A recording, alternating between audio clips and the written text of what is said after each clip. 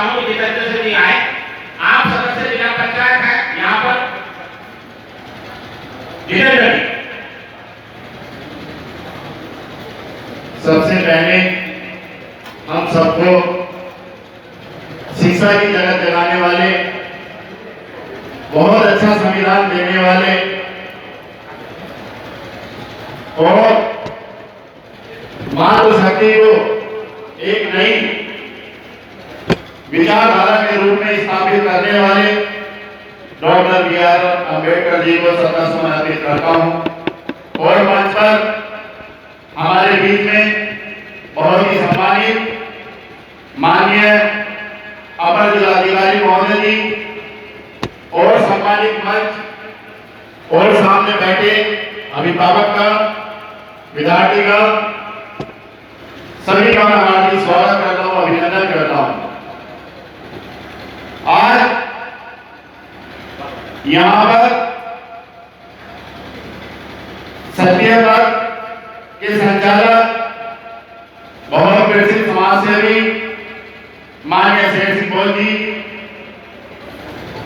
जो एक विचारधारा शिक्षा के क्षेत्र में चला रहे हैं, उनका मैं हार्दिक अभिनंदन करता हूं, हार्दिक स्वागत करता हूं। मैं कुछ अपने बारे में भी बताना चाहूंगा, क्योंकि जब यहाँ पे शिक्षा की अगर बात चल रही हो तो शिक्षा से रिलेटेड बात भी होनी चाहिए।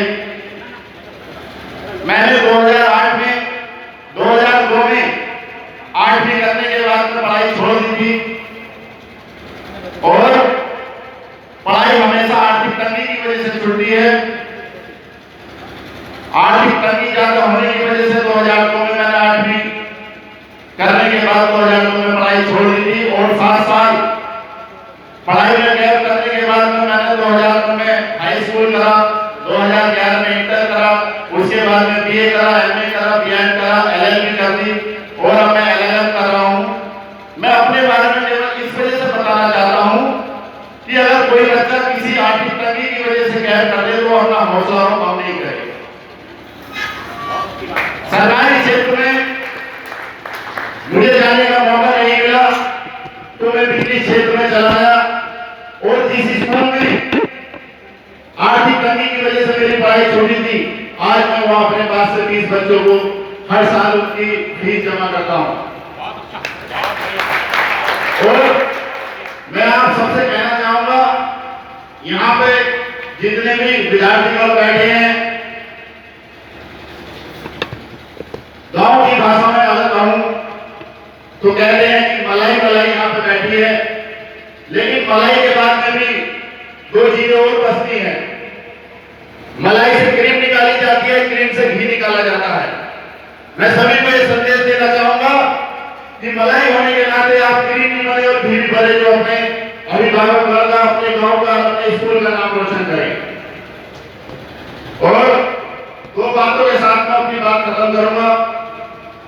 लाख दलदल ही सही पांव जमाए रखिए, लाख दलदल ही सही पांव जमाए रखिए, हाथ खाली ही सही हाथ ऊपर उठाए रखिए, हाथ खाली ही सही आप हाथ ऊपर उठाए रखिए। कौन कहता है चलनी में बर्फ नहीं जमता? कौन कहता है चलनी में बर्फ नहीं जमता? बर्फ बनने तक का हौसला बनाए रखिए। बहुत बहुत समय का योगदान, बच्चों के मार्गदर्शन का योगदान और 50% आपको भेंट करने के लिए आपने दी है, इसके लिए आपका हम आभार व्यक्त करते हैं। बहुत ही कम शब्दों में 2 मिनट के लिए मैं बंटी आ गया, एक युवा साथी है, इसलिए लोग कहते हैं सामाजिक किसी भी क्षेत्र में जाओ अपना नाम होता है, तो नौकरी के क्षेत्र में आप जाकर नाम कमा सकते हैं, लेकिन प्राइवेट सेक्टर में जाकर भी अपना नाम कमा सकते हैं। इसलिए बहुत छोटे से शुरुआत से करके आज अपने आप को बहुत प्राइवेट सेक्टर में अपने आप को खड़ा किया है। बंटी आने को आमंत्रित करता हूँ और केवल इनको इसलिए बुलाया कि आपका मार्गदर्शन करने के लिए, जिस क्षेत्र में आप जाओगे आप उसमें उपलब्धि हासिल करोगे, बशर्ते आप अपना क्षेत्र निर्धारित कर लो। बंटी आने केवल 2 मिनट। बहुत बहुत धन्यवाद गुरु जी। सबसे पहले इस दुनिया को शिक्षा का मार्ग दिखाने वाले, समानता का मार्ग दिखाने वाले, नारी शक्ति को आधुनिक भारत की तरफ विकसित करने वाले दुनिया का सबसे बड़ा लोकतंत्र भारत को देने वाले भारतीय संविधान के जनक परम पूज्य बोधिसत्व बाबा साहब अम्बेडकर के चरणों में नमन नतमस्तक करता हूँ। एक बार फिर से मैं करोड़ों करोड़ों बार नतमस्तक करता हूँ उन सभी महापुरुषों को जिन महापुरुषों ने देश के अंदर अपने प्राणों की आहुति देकर इस बहुजन समाज को ऊपर उठाने के साथ साथ सामाजिक चेतना पैदा कर मानवतावादी सोच पैदा की। धन्यवाद करना चाहता हूँ आज इस सभागार में उपस्थित मेरे पिता तुल्य बुजुर्ग, मेरे हमउम्र साथी, यहाँ पर जितने भी छात्र छात्राएं हैं, मंच पर सभी बुद्धिजीवी मंच पर उपस्थित सभी सम्मानित साथियों का आभार व्यक्त करता हूँ और धन्यवाद देना चाहता हूँ मैं एक बार पूरे जिन्होंने मुझे सामाजिक क्षेत्र में ऐसे अम्बेडकर जी से कुछ सिखाने की जो प्रक्रिया पैदा की, परमानंद मेरे ब्रिटिश सिंह मोदी का। और एक बार फिर से मैं धन्यवाद करना चाहता हूँ उनके छोटे भाई परम सर का, जिन्होंने हमारे जैसे नौजवान साथियों को शिक्षा के क्षेत्र से लेकर सामाजिक सोशल इंजीनियरिंग सिखाकर आपके बीच में रिप्रेजेंट करने का काम किया। देखिए मुझे 2 मिनट मिले हैं, 2 मिनट के अंदर मैं अपनी ज्यादा बड़ी बात तो नहीं कर सकता। यहाँ पर ओनली फॉर बात चल रही है एजुकेशन की, तो शिक्षा की अगर जो बात चल रही है तो मुझे भी आर्टिकल 19 के तहत बोलने का अधिकार है।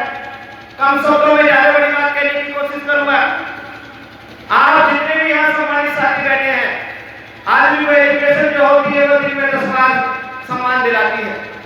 मैं चर्चा करना चाहूंगा कि आज यहाँ पर उपस्थित जितने भी 95% है, 85% है, 70% है, मैं इन नंबरों को लेकर आपके बीच में एक ऐसी शख्सियत की बात करना चाहूंगा जिन्होंने पूरी दुनिया की व्यवस्था को बदलकर शिक्षा के स्तंभ में छिटवा स्थान पैदा करने का काम किया। 1910 में जब आप स्टडी करेंगे तो 1910 में डॉक्टर बाबा साहब अम्बेडकर को 226 नंबर मिले। जब बाबा साहब अम्बेडकर को 226 नंबर मिले 1910 में, उनकी 3rd डिग्री आई थी। बाबा साहब अम्बेडकर आर्थिक स्थिति से जूझ रहे थे। एक बात एक पल को उनको ऐसा लगा कि मैं शिक्षा से वंचित हो जाऊंगा। जैसे बाबा साहब अम्बेडकर ने सामाजिक चेतना महापुरुषों को पढ़ा, शिक्षा की आइडियोलॉजी को पढ़ा, तो बाबा साहब अम्बेडकर ने पूरी दुनिया के अंदर अधिक बहुत सारी संख्या में डिग्री प्राप्त की, 16 भाषाओं का ज्ञान प्राप्त किया और दुनिया के 6वें विभाग में अपना नाम रोशन किया। नंबर की अगर बात की जाए, नंबर पे कागज का टुकड़ा होता है। आपने कबीरदास को, सूरदास को, तुलसीदास को पढ़ा होगा। हिंदी साहित्य में वो लोग पीएचडी में थे, आज वो अनपढ़ होकर भी उनके नाम पे हिंदी साहित्य में पीएचडी होती है। अगर आपको वाकई अपनी व्यवस्था को बदलना है, बाकी शिक्षा के क्षेत्र में आपको दर्शाना है कि सब लोगों को शिक्षा के माध्यम से आगे बढ़ना है, तो आपको विचारों को मजबूत करना पड़ेगा। जैसे मेरे बड़े भाई जितेंद्र जी ने बताया, मैं दिल से सलाम करना चाहूंगा जितेंद्र भाई को। जितेंद्र भाई जिला पंचायत सदस्य हैं, गांव के प्रधान हैं, एक नौजवान साथी हैं, राजनीतिक पटल पर जिस तरीके से संघर्ष करके ये सब लोगों के लिए काम करते हैं, सराहनीय है। कोरोना काल के अंदर जब बहुत सारी भयंकर स्थिति थी, इस नौजवान साथी ने जिला पंचायत सदस्य गांव का प्रधान होने से पहले सभी जाति धर्मों के लिए पटल पर धरातल पर काम किया और जितनी मदद करने का काम, जितनी मदद करने की इनकी क्षमता थी उतनी मदद करने, लोगों को मदद करने का काम किया। शिक्षा के क्षेत्र में मैं आपको बता देना चाहता हूँ, मेरा कोई पढ़ने का मकसद नहीं था। मेरे पिताजी की आर्थिक स्थिति कमजोर थी, मुझे लगता था कि शिक्षा विक्षा कुछ नहीं होती है। तब मैंने थोड़ा सा बाबा साहब अम्बेडकर को, अपने परमादरणीय शेर सिंह मोदी को जाना और शिक्षा की व्यवस्था को जानने की कोशिश की, तो सबसे पहले मैंने 10th किया।